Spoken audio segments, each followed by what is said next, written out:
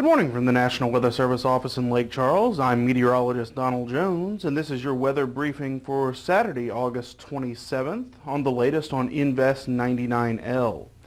We've seen another burst of convection this morning from 99L, but it remains very disorganized with no indication that any kind of center of circulation has developed. The cluster of showers and thunderstorms associated with 99L continues to move through the northern Caribbean, and we expect it to begin moving through the Florida Straits by tomorrow. Even though conditions are expected to become more favorable for development over the next couple of days, the National Hurricane Center only gives 99L about a 20% chance of development into a named tropical system over the next 48 hours through at least Monday. We're also dealing with several other features across the Atlantic Basin this morning. The area of low pressure that brought us showers and thunderstorms yesterday continues to linger over the northern Gulf Coast and will bring us pretty high rain chances again today, although there's a very low chance of this system developing into any significant tropical system. Further out in the Atlantic, we have Tropical Storm Gaston, which is expected to become a hurricane again today, but still poses no threat to land as it'll continue to move to the northwest and then curve off eventually back to the northeast over the next few days. There's also another area of low pressure to the west of Gaston that the National Hurricane Center has pegged with a 30% chance of development between now and Monday, and that system is expected to move west. Here's a look at the 5-day tropical weather outlook. The National Hurricane Center has actually lowered the chance of development for Invest 99L from 60% yesterday to 40% this morning.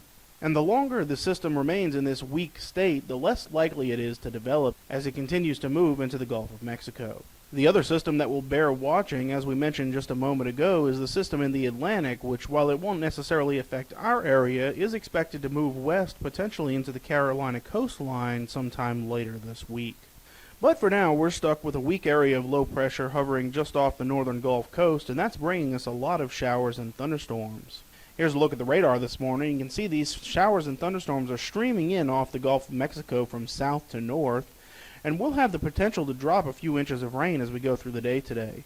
We'll be looking at anywhere from 1 to 3 inches of rain from the I-10 corridor south, and then getting progressively lower as we move further north.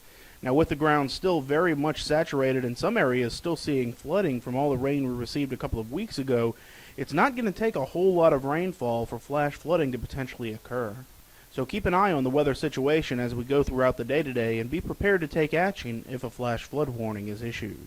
Taking a look at the long-term forecast, we're going to have to deal with the rain today and again tomorrow, but after that, rain chances begin to decline by Monday and go even lower for Tuesday through the rest of the week to more typical summertime pattern, at least for a few more weeks, hopefully before we start to see some cold fronts roll through here sometime in September. So to summarize, we've seen another burst of convection this morning with 99L, but the system remains highly disorganized with no center of circulation indicated. The National Hurricane Center has decided not to send out Hurricane Hunter aircraft today as there's no indication that the storm has intensified any, and it's very unlikely that we'll see any intensification throughout the rest of today or even tonight. Having said that, there is still a chance that the storm could develop further, so continue to stay up to date on the situation. We'll continue to provide these briefings as long as the threat remains, and our next briefing will be this afternoon. Have a great Saturday, and try to stay dry.